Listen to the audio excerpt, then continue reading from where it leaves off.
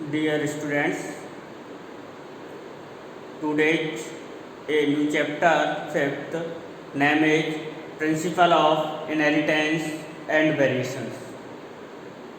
इस चैप्टर के बारे में डिस्कशन करेंगे. In this chapter, a new term is genetics. Genetics एक बायोलॉजी की ब्रांच है. जेनेटिक्स के अंदर ही इन दिस जेनेटिक्स इनहेरिटेंस और वेरिएशंस को स्टडी किया जाता है. इस सब के बारे में, जेनेटिक्स के बारे में परिचय कराने वाले, इंट्रोडक्शन कराने वाले जो महान साइंटिस्ट थे जिनका नाम है ग्रेगर जोहान मेंडल, उन्हीं के बारे में एक शॉर्ट ब्रीफ हिस्ट्री, उनका अकाउंट जान लेते हैं. ये जो साइंटिस्ट थे ग्रेगर जोहान मेंडल, ये ग्रेटेस्ट जेनेटिस्ट के ज्ञाता थे जिन्होंने एट फर्स्ट सबसे पहले mathematical based, calculation based genetics से रिलेटेड नियम ऑब्जर्व किए. ग्रेगर जोहान मेंडल का जन्म 1822 में हुआ था और ये अल्पकाल में ही 1884 के अंदर इनकी डेथ हो गई. इनके जीवन काल में इनके रूल्स का इन्हें कभी श्रेय नहीं मिला. उसका रीजन ये था कि जिस टाइम मेंडल एक्सपेरिमेंट कर रहे थे उसी टाइम जो डार्विनवाद था, डार्विनिज्म का प्रभाव बहुत ज़्यादा था. तो डार्विनिज्म के कारण इनके रूल्स पर, इनके स्टडी पर किसी का भी ध्यान नहीं गया, जिसके कारण इनके जीवन काल में इनके द्वारा दिए गए रूल्स को कभी फॉलो नहीं किया गया था. इनकी डेथ चूँकि 1884 में हो गई थी, उसके बाद इन्होंने एक्सपेरिमेंट किए थे 1856 से 1863 के बीच में 7 इयर्स इन्होंने एक्सपेरिमेंट किए थे. और इनके जो प्लांट का नाम था वो था पी मटर. इनके प्लांट का नाम क्या था? पी मटर, पाइसम सैटाइवम, पाइसम सैटाइवम. यूँ कहें मेंडल को लकी कह सकता है, भाग्यशाली कह सकता है कि इन्होंने मटर के प्लांट का सिलेक्शन किया था. इनको फादर ऑफ जेनेटिक्स कहा जाता है. इनके द्वारा दिए गए नियम लॉ ऑफ इनहेरिटेंस कहलाते हैं, जिनका अदर नेम इज मेंडलिज्म. क्योंकि ये मेंडल ने दिए थे, मेंडल की थ्योरी पर बेस्ड थे, इनकी कैलकुलेशन पर बेस्ड थे, इसलिए इनके लॉ मेंडलिज्म कहलाते हैं. मेंडल की डेथ के बाद 1900 में इनकी जो रूल्स थे इनकी रीडिस्कवरी हुई थी. 3 साइंटिस्ट थे जिन्होंने इनके नियमों को रीडिस्कवर्ड किया था.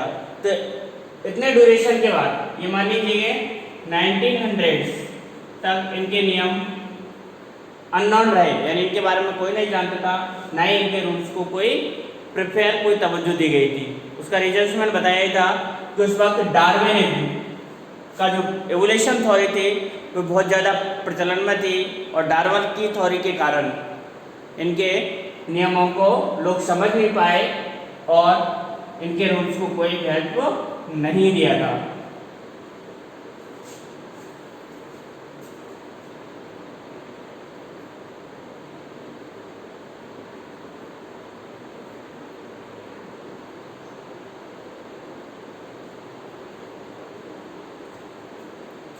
हाँ डियर स्टूडेंट्स, हम चैप्टर के बारे में डिस्कशन कर रहे थे, जेनेटिक्स के बारे में. मेंडल की जीवनी, बायोग्राफी के बारे में डिस्कशन किया था. इस चैप्टर में पहली टर्म आती है जेनेटिक्स, यानी यह बायोलॉजी की ब्रांच है. बायोलॉजी की अलग अलग ब्रांच रहती है, बॉटनी, जूलॉजी, ये 2 मेन ब्रांच है, जिनके अंदर और छोटी छोटी ब्रांचेस रहती है. उनमें से एक ब्रांच है जेनेटिक्स, जैसे साइटोलॉजी है, उसके सिमिलरली एक अदर ब्रांच है जेनेटिक्स. जेनेटिक्स के अंदर जनरली ये हमारी हेरिडिटी, इनहेरिटेंस की स्टडी से रिलेटेड ब्रांच है. यानी यूँ हम कह सकते हैं कि एक मैंगो का जो सीड है उसको जब हम अर्थ के अंदर ग्रो करवाते हैं तो उससे ग्रो करने वाला प्लांट मैंगो का ही होता है. सिमिलर किसी एलिफेंट है, काऊ है, बफेलो है, तो उससे प्रोड्यूस होने वाले उसके बच्चे सिमिलर काऊ या बफेलो जैसे ही रहते हैं, एलिफेंट जैसे ही रहते हैं।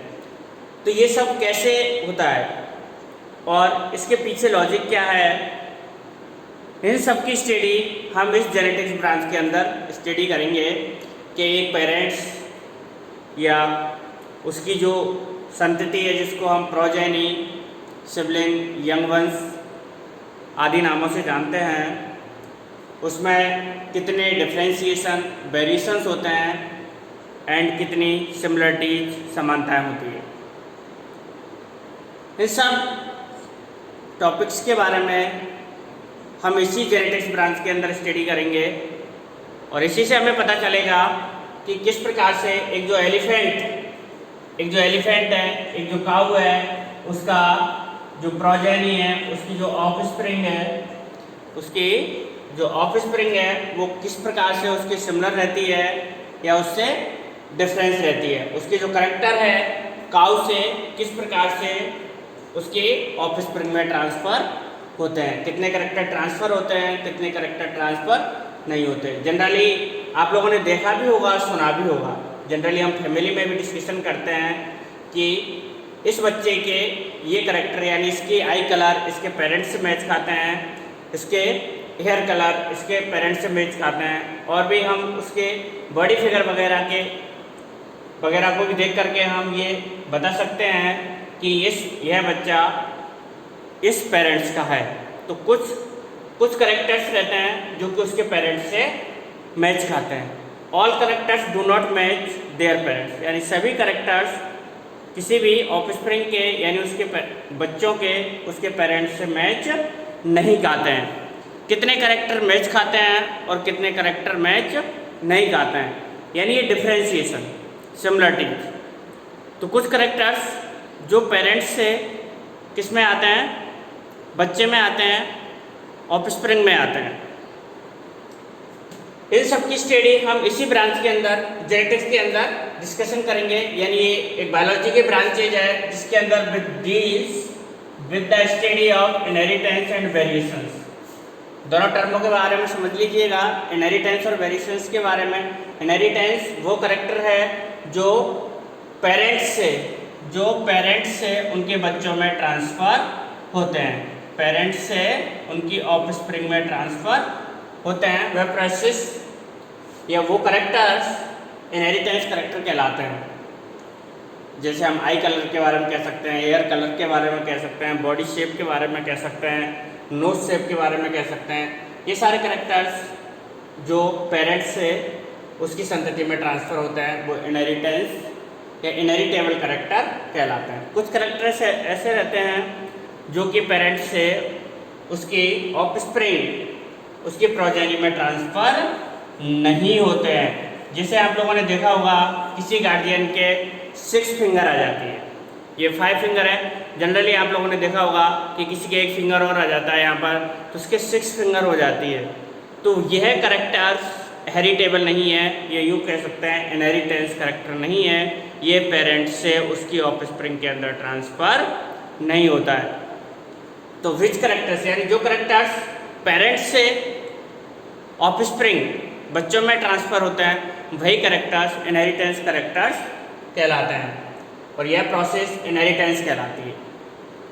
तो सिमिलरिटी और डिफ्रेंशिएशन, तो जो डिफरेंस है पेरेंट्स और उनके चाइल्ड में, प्रोजेनी में, जिसकी टर्म है जेनेटिक्स टर्म या बायोलॉजी टर्म हम कह सकते हैं। जो चाइल्ड है बच्चों को हम ऑफस्प्रिंग, प्रोजेनी, सिबलिंग के नाम से जानते हैं। तो उनमें कुछ डिफ्रेंशिएशन है, एग्जैक्ट कॉपी नहीं होता है, दोनों में कुछ डिफ्रेंशिएशन होता है, डू नॉट एग्जैक्ट कॉपी, और यही डिफरेंस वेरिएशंस कहलाता है। अब नेक्स्ट बात ये कहती है कि इनहेरिटेबल करैक्टर्स और वेरिएशंस, इनके लिए रेस्पॉन्सिबल कौन है। इसके बारे में मेंडल ने बताया था कि एक कोई वस्तु है जो करैक्टरों को उनकी पेरेंट्स से उनके चाइल्ड में ट्रांसफ़र करते हैं। ऐसी तो कोई वस्तु है, उसका नाम मेंडल ने फैक्टर नाम दिया था उनके लिए, जो कि बाद में जाकर के जीन कहलाए गए। यानी ये जीन, फैक्टर, वो थिंग्स है, वो वस्तु है जो कि करैक्टर्स को पेरेंट्स से और उनकी ऑफस्प्रिंग चाइल्ड में लाते हैं। पेरेंट्स से और उनकी चाइल्ड के अंदर इन कैरेक्टरों को लाते हैं। तो ये बहुत ही महत्वपूर्ण बात बताई थी मेंडल ने, हालांकि वो इसका नाम नहीं दे पाए थे कि ये जीन है। जीन जनरली हम जानते हैं कि जीन डीएनए के फ्रेगमेंट्स रहते हैं, डीएनए के टुकड़े रहते हैं। तो जेनेटिक्स के बाद नेक्स्ट टर्म थी इनहेरिटेंस, यानी inheritance is the process by which characters are passed from parents to progeny. It is based on heredity. Heredity और inheritance दोनों similar words हैं। Inheritance और heredity। Inheritance यानी characters ये प्रोसेस है जो करेक्टरों को पेरेंट्स से उनकी प्रोजेनी में ट्रांसफर करते हैं। कोई भी करेक्टर्स, बहुत सारे करेक्टर्स रहते हैं जो कि हमारे फादर्स से, मदर्स से हम में आते हैं, यानी चाइल्ड में, प्रोजेनी में, ऑफस्प्रिंग में ये करेक्टर ट्रांसफर होते हैं। तो यह प्रोसेस कहलाती है इनहेरिटेंस। दोनों सिमिलर, दोनों का मीनिंग एक पाथवे। इनहेरिटेंस जनरली एक पाथवे कहलाता है और हेरिडिटी को प्रोसेस कह सकते हैं, यानी ये भी द ट्रांसमिशन ऑफ करेक्टर्स। ये भी करेक्टरों का ट्रांसमिशन है जो कि एक जनरेशन से नेक्स्ट जनरेशन, यानी पेरेंट्स से ऑफस्प्रिंग। पेरेंट्स वन जनरेशन हो गई तो नेक्स्ट जनरेशन उसकी ऑफस्प्रिंग हो गई। तो दोनों वर्षों का मीन्स सेम ही है। पेरेंट्स से progeny means one generation to next generation, दोनों वर्षों का मतलब एक ही होता है। नेक्स्ट टर्म थी variations. Variations it is degree, यानी डिफरेंशिएशन है। By which progeny with differ from their parents. You know, हम जानते हैं कि जो चाइल्ड रहते हैं, बच्चे रहते हैं, उनके पेरेंट्स के वो बिल्कुल इक्वल नहीं रहते हैं, उनमें कुछ वेरिएशंस रहते हैं आपस में। जो ब्रदर सिस्टर्स या ब्रदर आपस में एग्जैक्ट वो भी कॉपी नहीं होते हैं, उनके अंदर भी कुछ डिफ्रेंशिएशन पाया जाता है जिनसे हम उनको उनकी आइडेंटिटी कर सकें, उनको आइडेंटिफिकेशन कर सकें। तो ये डिफ्रेंशिएशन सभी बच्चों के अंदर पाया जाता है। तो जेनेटिक्स टॉपिक्स के अंदर ये कुछ टर्में थी जिनको हम समझना बहुत ज़रूरी है। वेरिएशंस और इनहेरिटेंस, इन टर्मों के आगे जो मेंडल ने एक्सपेरिमेंट किए थे उनके बारे में हम डिस्कशन करेंगे। जनरली मेंडल ने जो पी मटर है पाइसम सेटाइवम में उसका सिलेक्शन किया था और उस पर एक्सपेरिमेंट किए थे। एक हम इंडियन ब्रीड्स या एक वैरायटी है काऊ की, इसका नाम है साहिवाल। इसका नाम है साहिवाल के बारे में हम बताना चाहेंगे कि एक वाइल्ड काऊ थी, यानी जिसको हम फॉरेस्ट या जंगली काऊ कह सकते हैं, जिसको आर्टिफिशियली सिलेक्शन करके बनाया गया था, जो कि एक क्वालिटी में इम्प्रूव और अच्छी काऊ थी जिसका नाम था साहिवाल काऊ, जो जनरली पंजाब के अंदर पाई जाती है।